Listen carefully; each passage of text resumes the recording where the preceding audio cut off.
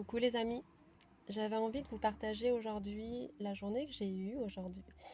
Je suis allée à l'abbaye de Bellefontaine avec le petit groupe que j'accompagne mensuellement, un petit groupe de sages-femmes et hommes, des seniors. Et je prends toujours beaucoup de plaisir à les retrouver. Et depuis quelque temps, je sentais combien j'avais moins de choses à leur partager, moins de choses à leur dire.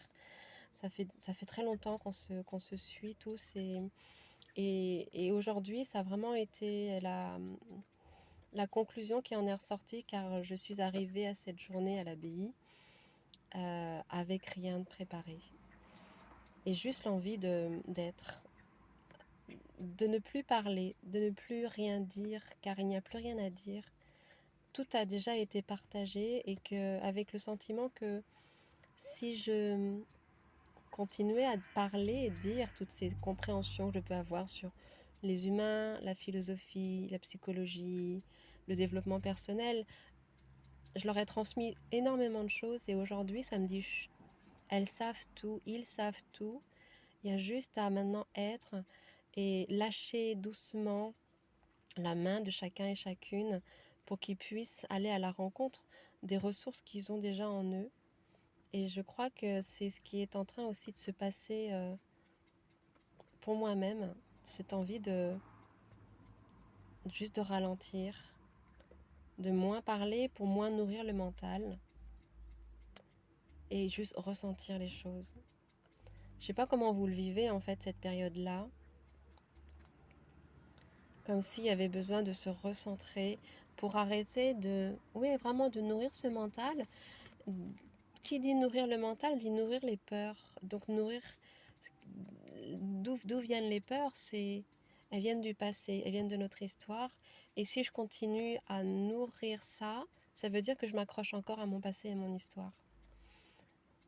Et, et depuis quelque temps, ça me dit, il y a juste à être dans le présent, juste être là et laisser venir ce qui doit venir, sans se prendre la tête, sans plus réfléchir et se lâcher la grappe, juste être.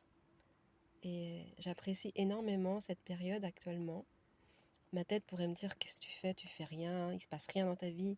Et en fait, il se passe tellement de choses. C'est tellement doux, calme et tellement vivant en même temps. Et c'est vraiment l'idée, c'est de replonger complètement dans ce monde intérieur et de récolter juste les fruits en fait. C'est une année, c'est une période de récolte.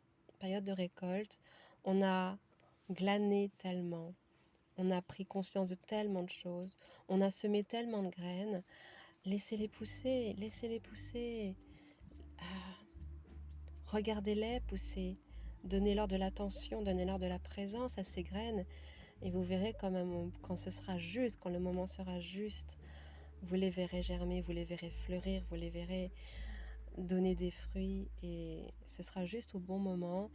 Et voilà, c'est de ralentir, marcher plutôt que de courir. Presque s'asseoir et regarder, observer et être. Voilà.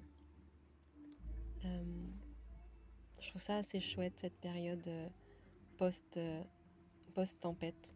Ou alors parce que je suis entrée au cœur de cette tempête que j'ai le sentiment de moins ressentir les soubresauts. J'en ai encore des soubresauts, mais j'essaie de ne pas m'y attacher non plus.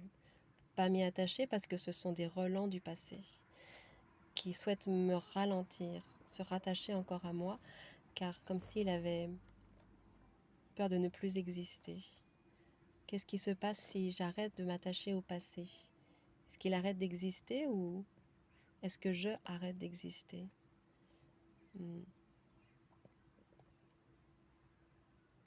Alors je lâche, je ralentis, je me pose, je dis plus rien et je laisse la vague encore passer. Il y a encore des vagues. Il y a vraiment encore des vagues et ouais, chaque vague que vous allez qui va encore venir à vous, laissez-la passer. Laissez-la passer et faites silence. Faites silence. Ça fait beaucoup de bien. À très vite.